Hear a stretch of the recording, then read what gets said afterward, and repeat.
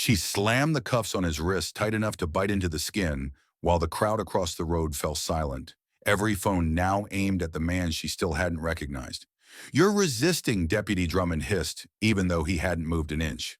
And in that stillness, with the sun catching the stars stitched into the jacket on his back seat, Major General Elias Brandt knew it was time to make the call that would bring the Pentagon to Pine County's doorstep. It was supposed to be a quick pause. Major General Elias Brandt had driven this same stretch of Pine County Route 94 dozens of times long, quiet miles between Fort Yates and the base hospital in Americus.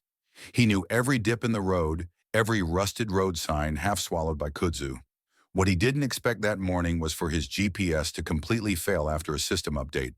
The screen on his encrypted device kept flashing, recalculating in a loop. So when he spotted a gravel pull-off just past a sagging wooden fence and a crooked mailbox that read Tomlinson Ord, he eased his sedan to a stop. No traffic, no noise, but birds.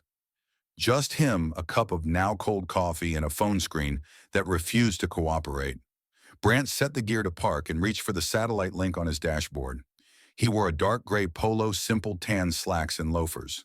No rank. His jacket, pressed and stitched with twin silver stars, lay folded in the back seat. He didn't think he'd need it for a 15-minute recalibration, but he'd barely started navigating the comms panel when he heard the crunch of tires on gravel behind him. He lifted his eyes to the mirror. Blue lights flashed. No siren. Just a Pine County cruiser, the logo so faded it looked like it hadn't been repainted since the 90s. The driver's door opened. A tall, lean woman in mirrored aviators stepped out. Blonde bun, tactical walk, hand already resting near her hip. Deputy Kelsey Drummond. She didn't pause. No greeting, no protocol. Just 3 sharp knocks on the window. Brandt lowered it halfway. "Afternoon, officer," he said evenly. "What are you doing out here?" she snapped. "Pulled over to troubleshoot my GPS," he replied, gesturing to the still blinking device. Her sunglasses stayed fixed on him, but her eyes darted past his shoulder, scanning the back seat. "Where you headed, Americus?" he said calmly. "Course correction. Step out of the vehicle," she ordered. "Pardon, you're on private land. This pull-off's part of a farm that's had issues with dumping. You fit the profile." Brandt blinked.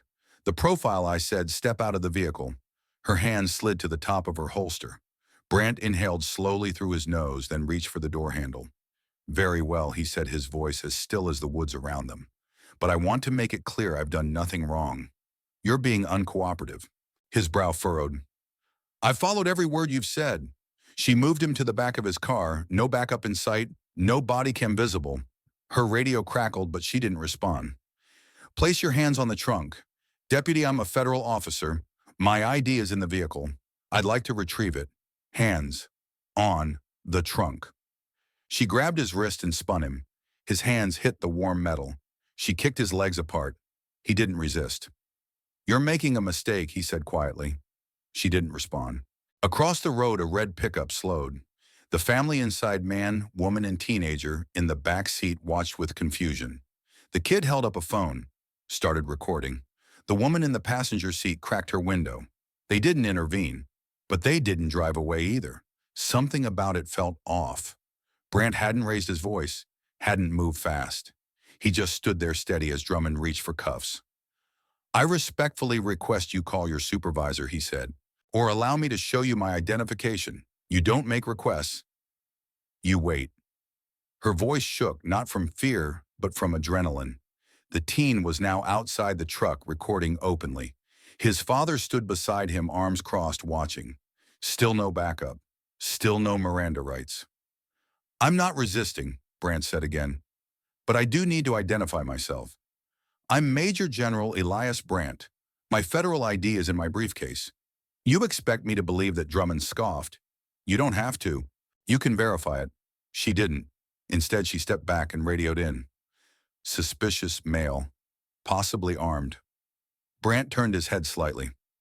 "I'm not carrying a weapon. You're military. You people usually are." His lips thinned. "You people?" She ignored him, continued relaying to dispatch. No mention of ID. No mention of cooperation. Just vague escalation. The teen recording whispered to his dad. "Something's wrong." His dad didn't answer. just pulled out his own phone and hit record. Brant stood still. Gravel underfoot, sun heavy overhead. "You're escalating this unnecessarily," he said. "Don't tell me how to do my job. Then do it by the book." "Are you threatening me? I'm advising you." She laughed a sharp, brittle sound, then reached into his back pocket and yanked out his wallet, flipped through it, passed over debit cards, license, and then stopped. Behind his DOD ID was a laminated Level 4 Pentagon clearance. For a moment she didn't speak, but her posture shifted. Slightly. "Where'd you get this?" she muttered. 35 years of service." She stepped back. "Not far. Just enough to create space. You should have said that up front." "I did." Her face flushed. She gestured vaguely. "Still can't park here." "Wasn't parked. I was pulled over." She turned away, looked toward her cruiser. Her hand hovered near the radio again. "You'll need to wait for a responding unit." "Fine," Brant replied. "But once they arrive, I'd like to make a phone call. To your lawyer, to the Department of Defense." Her jaw tightened. No reply. In the distance, a faint siren finally started up. Still minutes away. The standoff grew heavier. More vehicles slowed to watch. 3 had pulled over now, all with phones up. No one yelling, just filming. She told him to turn around. He didn't move. "I've already identified myself. You're interfering with a lawful investigation. I'm standing still unarmed and cooperating." She grabbed his arm again, twisted. "You're resisting." He clenched his jaw. "This isn't necessary." She didn't care. Slammed the cuffs on. Gasps echoed from the roadside. "Everything's being recorded," Brant said. "You think that matters, it always does." She shoved him toward her cruiser. The metal of the cuffs bit into his wrists. One man in the crowd finally spoke. "You're going to regret this." Drummond snapped. "Mind your business, sir." "I am," the man said. "Now." She shoved Brant into the back seat. No words. No rights, no charges, just force. She stalked toward her cruiser, fumbled with the radio, her voice now laced with panic. Still no verification. No proper procedure. The teen stepped closer, zoomed in on the jacket in the back seat. "It says U.S. Army," he whispered. "You got that?" his dad asked. "Yeah." The badge. The stars. Everything. Another siren joined the first. County unit, then state patrol, then something else. Deputy Marcus Reed stepped out of the next cruiser, older, calm, observant. He didn't rush, just walked to Drummond. She started talking fast, gesturing. Reed didn't react, just looked toward the cruiser, then walked to it, opened the back door. "Sir, may I have your name?" Brant looked up. Major General Elias Brant, U.S. Army. Reed blinked. "She see your ID?" She had it in her hand. Reed nodded, closed the door, walked back. Low conversation. Drummond defensive. Reed calm. A minute later, Reed returned. "Sir," he said. "Is there someone you'd like to call?" "Yes," Brant said. "One person." Reed handed over his own phone. No hesitation, because at that point it was no longer about suspicion. It was about accountability. The phone felt heavy in Elias Brant's cuffed hands, not because of the device itself, but because of what it meant. Deputy Marcus Reed had placed it gently into his palms after seeing what the situation truly was, after understanding that the man locked in the back of a cruiser wasn't a vagrant, wasn't a suspect, wasn't a threat. He was a major general in the United States Army. Brant's fingers bound together behind his back moved slowly, deliberately. He didn't fumble. He knew the number by heart. He didn't even have to look. One ring, then another. Then a voice, "Lieutenant Colonel Dana Voss, United States Army, this line is secure." Colonel Brant said calm but clipped, "This is Major General Elias Brant. I've been unlawfully detained in Pine County, Georgia. Officer is refusing to verify credentials. I am in the back of a sheriff's cruiser in restraints in front of bystanders. Cameras are rolling. I need a rapid response." There was a pause, brief, sharp. "Understood, sir. Sit tight. We're triangulating your location now. You'll be contacted again in 3 minutes." She didn't ask questions. She didn't express shock. She took action. That's what command was. Brant exhaled slowly and passed the phone back to Deputy Reed, who received it with a nod that said more than words. The moment was shifting. They could both feel it. 10 minutes later, the shift became visible. It began with the hum. Low, distant, but unmistakable. Tires on pavement. Engines too smooth for civilian use. Three black SUVs emerged through the trees like something summoned, not driven. No sirens, no markings. But their message was loud. The lead vehicle pulled ahead of the cruisers and stopped cleanly at an angle. Doors opened in sequence. 1, 2, 3. Two agents in dark suits stepped out, first earpieces coiled along their necks, scanning the crowd. Then came Colonel Dana Voss. Her posture alone parted the silence. She didn't storm. She moved with intent, eyes locked on the cruiser. As she passed by the stunned onlookers and startled deputies, it became clear this wasn't a negotiation. She opened the back door of the cruiser herself. "Sir," she said, her voice a firm, low register. "Are you physically injured?" "No, Colonel. Just confined." She looked down at the cuffs and then up at Deputy Reed. "Get those off." Reed nodded without hesitation. He retrieved the keys, approached the back seat, and unlatched the metal restraints. Brandt didn't rub his wrists, didn't complain, just stood, tall, measured. Colonel Voss turned on her heel and strode toward Deputy Drummond, who now stood at her cruiser, arms crossed so tight her knuckles had turned pale. Deputy Voss said flatly, "Did you detain this man? I had reason to believe he gave you federal ID. You had it in your hand. That's a two-star general you put in cuffs." Drummond's mouth opened and closed, but no sound came. Her gaze darted between the crowd, the suits, the uniforms. He didn't comply. His vehicle was parked illegally. "I followed department procedure." "You followed nothing," Voss snapped. "You ignored protocol. You ignored identification. You escalated without justification."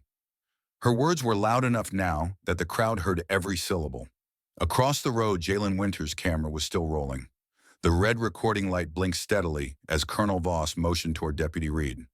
"Secure the general's credentials. Verify chain of command. Get Sheriff Keyes on site immediately." Within minutes, another set of tires crunched against the shoulder. A white Ford Expedition rolled in, slow lights off, dust trailing behind. From it emerged Sheriff Luther Keyes, 67 years old and built like an oak beam. He didn't rush, didn't bark. He surveyed everything, Brandt now standing uncuffed beside Voss. The hovering agents, the small but growing crowd of locals recording history. "Somebody want to explain what the hell's happening in my county?" he asked, not loud, but in the voice of a man used to being listened to. Colonel Voss stepped forward, saluted crisply, then dropped her hand. "Sheriff Keyes, Colonel Dana Voss, Department of the Army. Your deputy detained Major General Elias Brandt without probable cause after he fully identified himself on camera." Keyes looked at Drummond. "That true?" She stiffened. "I didn't believe the ID was real. He was acting suspicious, sitting alone on a private turnout." "You run his tags?" Keyes asked. Silence. "Check the ID. No, sir." "Then what the hell were you doing, cuffing a general?" Drummond opened her mouth again, but Keyes raised a hand. "Don't. Just don't." He turned to Brandt. "General, I can't undo what happened, but I can address it." Sheriff Brandt said respectfully, "I'm not interested in public spectacle. I'm interested in accountability." Keyes nodded once, turned to Drummond. "You're on administrative leave, right now. Badge, gun, now." She didn't move at first. Then slowly, robotically, she unpinned her badge, unbuckled her belt, and handed them over. Her face was expressionless, but her hands trembled. The crowd across the road murmured. Some clapped softly. Not in celebration, more in disbelief that someone had finally done something right. Jalen Winters panned the camera as Keyes handed Drummond's badge off to another deputy and ordered her to step away from the scene. Colonel Voss leaned toward Brandt. "Sir, we have transportation available if you'd prefer to debrief off-site." "Not yet," he said. "I'd like to speak to the teenager who filmed this." Voss blinked.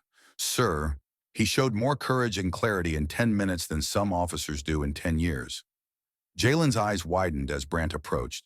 The crowd stepped aside. "You held that camera steady," Brandt said quietly. "Yes, sir," Jalen answered. "Didn't know who you were. Just knew it didn't feel right." Brandt nodded slowly. "That's integrity. Don't lose it." He turned back to the crowd, then to Sheriff Keyes. "What happens next is up to your office.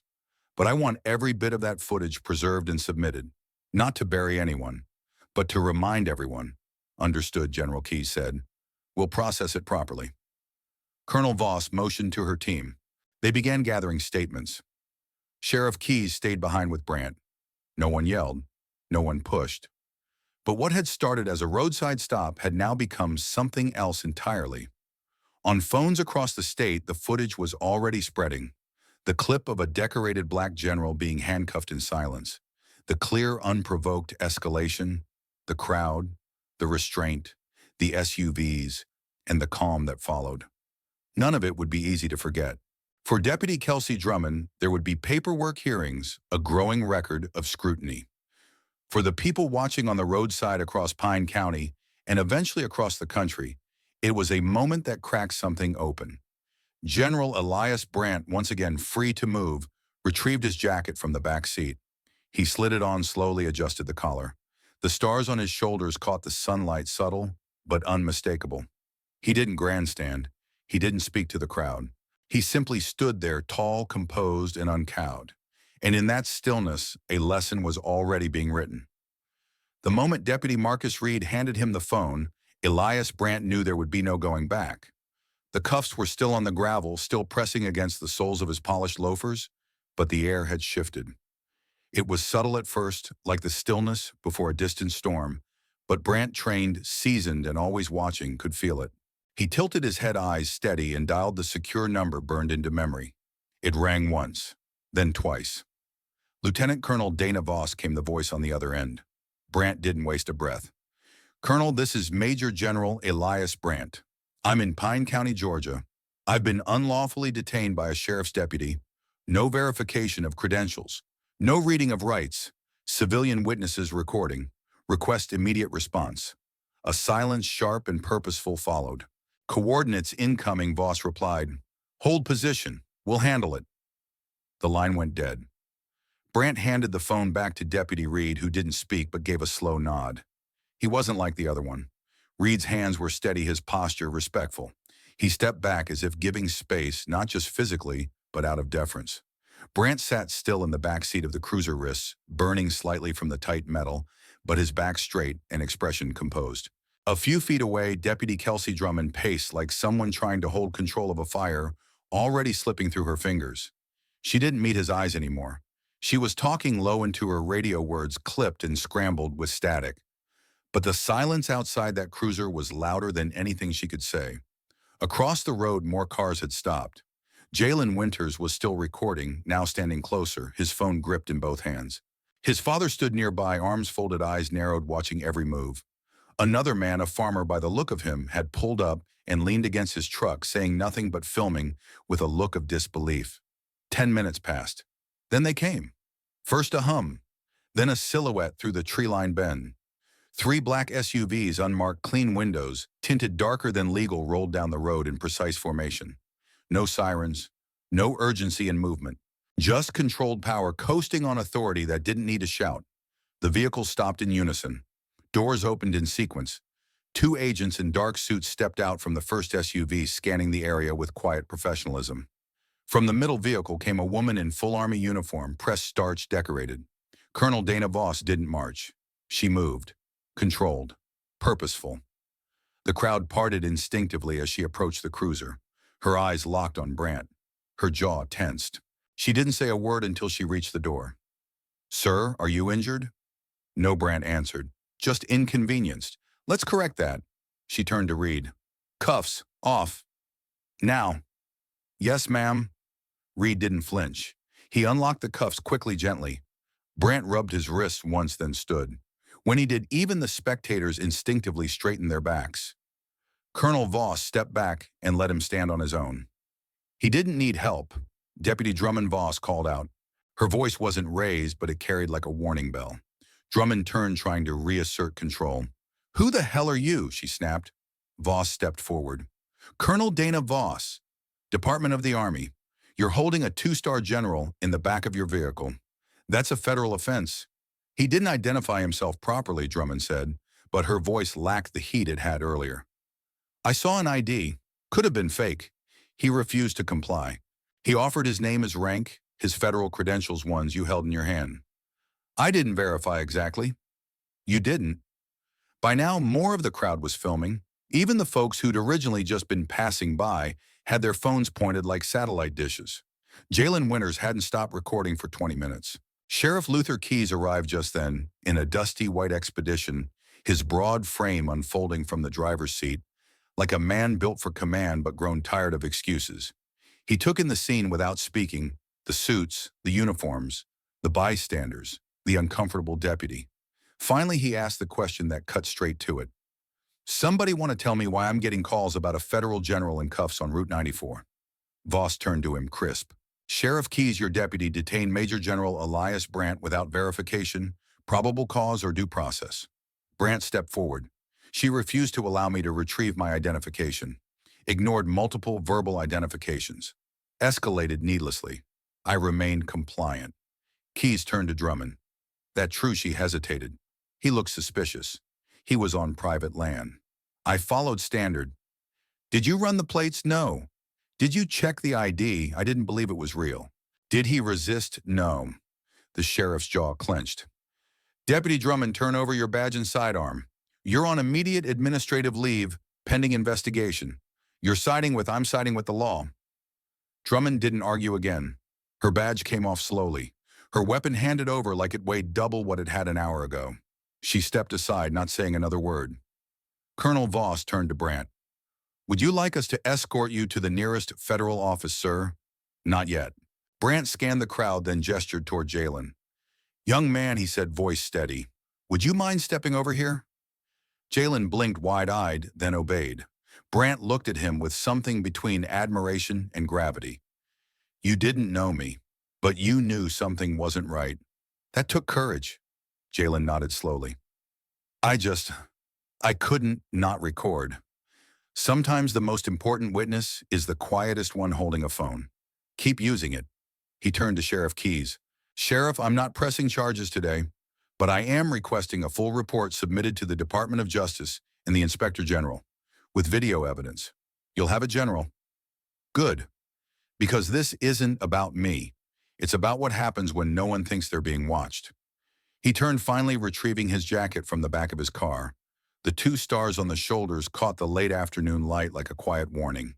He slid it on, stood tall, and said nothing else. The message didn't need words. Around him, the quiet hum of real authority settled like dust. Colonel Voss gave a short nod. We'll begin our report. Send a copy to my office at Fort Camden. Brandt replied. Yes, sir. Deputy Reed, who had remained quiet throughout, offered a subtle nod of respect as the SUVs began to roll away. Sheriff Keyes stayed behind, watching the crowd disperse. Before Brandt walked away, the sheriff stepped forward, extended a hand. General Brandt, I can't fix what happened, but I'll make damn sure it doesn't happen again. Brandt shook his hand firm and without resentment. That's all I ask. As he stepped into his vehicle and pulled onto the road, the cameras kept recording. Not just the flash of SUVs or the humbled posture of a disgraced deputy, but the image of a man who never raised his voice, never made a scene, and yet managed to turn a roadside mistake into a national moment of reckoning. And somewhere in the hands of a 17-year-old boy, that moment was already being uploaded for the rest of the country to see. Injustice doesn't always come with flashing lights or raised voices.